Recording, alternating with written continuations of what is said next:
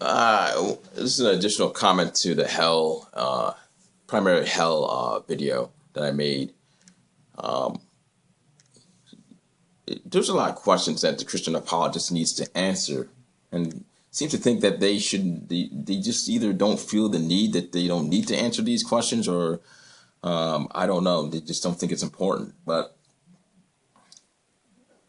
the Christian apologist always says that there's free will, not just not in terms of inhibiting actions or initiating actions, but in thought itself. In thought itself, fundamentally, they say there's ultimate free will, or they believe in a complete free will, because they believe the belief to accept or reject God is based upon free will, that you choose in your mental brain to reject or accept God. It's that simple. Okay, they say this with every ounce of conviction. And I don't understand why you do, Christian apologist. I really don't. Because even if we take, let's say that we take your premises and we analyze it for possibility to be true. Okay? You're in heaven. You got saved by Jesus Christ. You believed in God. Tell me how you can live forever, or why you are so sure that you will live forever in heaven when you believe in the concept of free will. Because if you have eternal life, you cannot have free will. If you're guaranteed eternal life, you cannot have free will based upon your theological assertions. I mean, free will, you continue to say that free will is just blatant in the Bible, and its accountability is so obvious in the Bible, which it is not. Okay, it's not obvious in the Bible, but you keep thinking it is. But anyways, now I'll ask Frank Turk this: if free will exists in heaven, how can you be guaranteed eternal life? Oh, it's a mystery. There's just some things we just don't understand. Okay, at this point, but you do understand.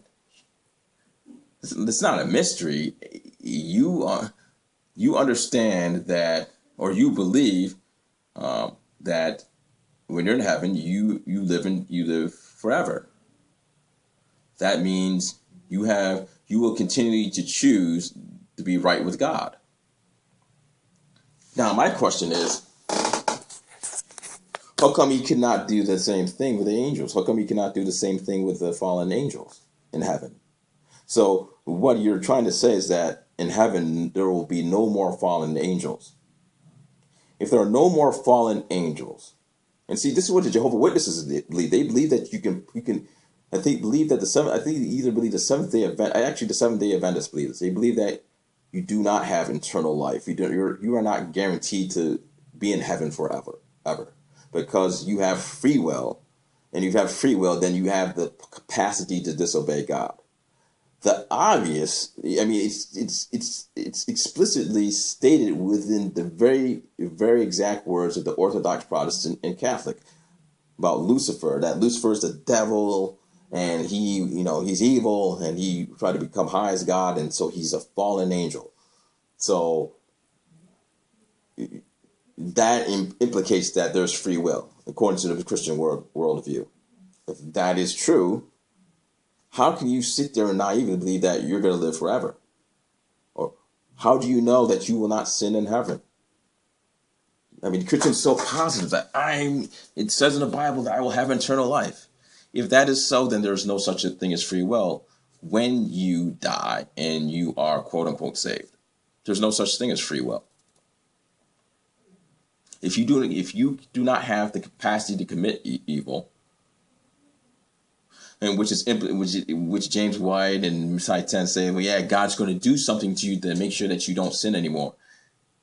That very thing is implicating that you will not have free will to sin. If you don't have free will to sin, then you are a robot, and it's the argument, and it makes your argument toward God kind of weird, because basically you will be a robot. The same thing for hell. It's the same thing for hell. Even the Catholic interpretation of your sin intrinsically becoming an internal destination.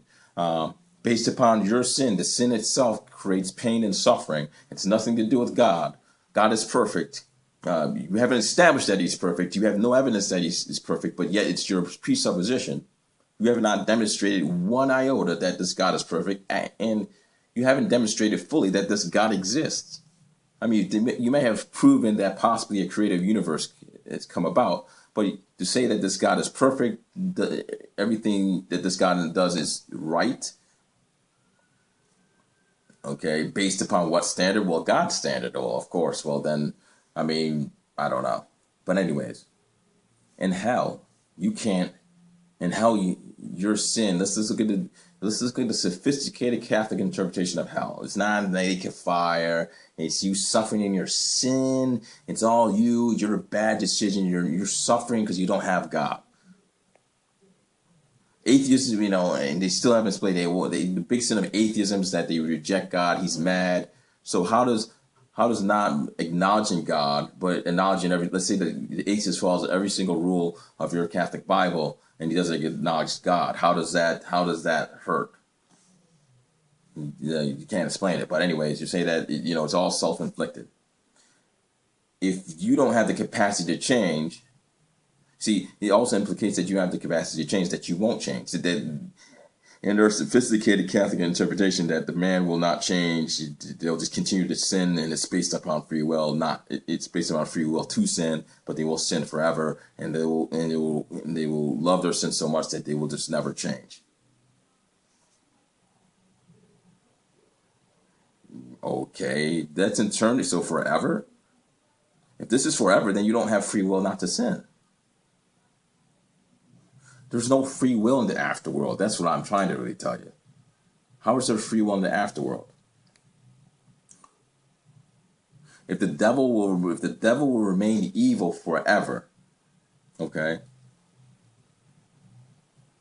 If you can predict that the devil will remain evil forever, that says that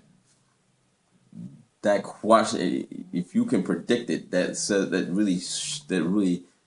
really destroys free will in some sense, because in a free will world you cannot predict. Frank Turek and many James White, I'm sure they'll say yes, you can choose and God can know what you're doing. They'll make dumb analogies like, oh well, I know that's my fault. You know that your child's going to cry, but he still chooses to cry, or things like that, or you know that your child's going to make mistakes. Those are still predictions.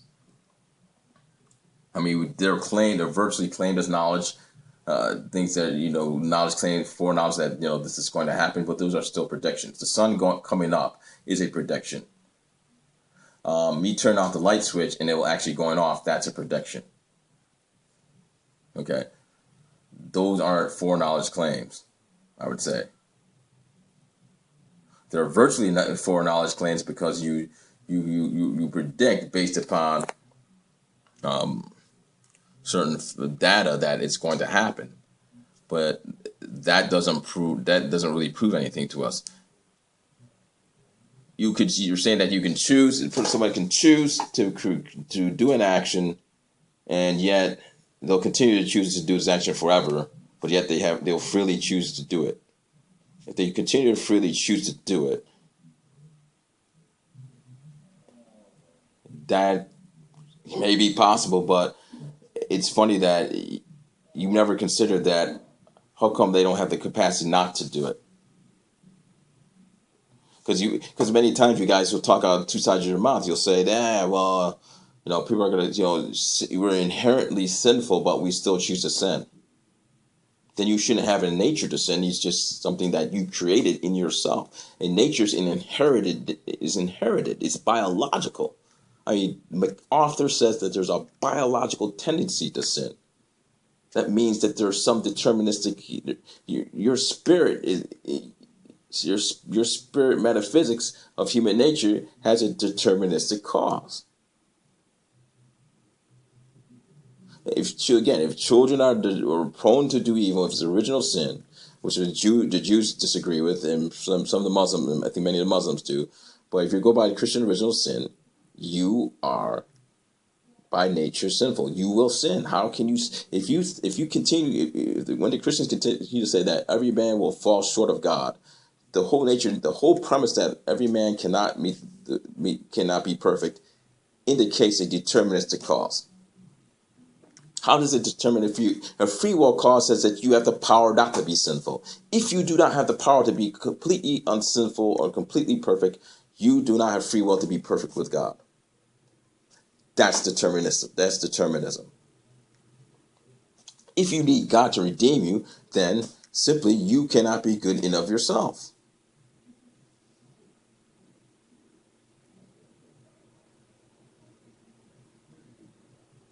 And if you're telling me that God will make it so that you will not sin anymore in heaven, you do not have free will. How can you have free will? That doesn't make sense. It has nothing to do with the carnal mind. You keep saying the carnal mind, you're using a cop-out because you can't explain it. The carnal mind is absolutely essential in determining spiritual theories if their claim is true. You need to have some essence of the carnal universe to understand spiritual claims, any spiritual claim. Okay, your understanding of God is based upon the materialistic universe. You would not believe in God if you were not a human being, and if you did not see the world in a certain way. That does not make your claim true, but your notion that you're using your carnal mind and as if it's separate from your quote unquote so-called spiritual mind is ridiculous. All right, that's enough rambling on that. Later on.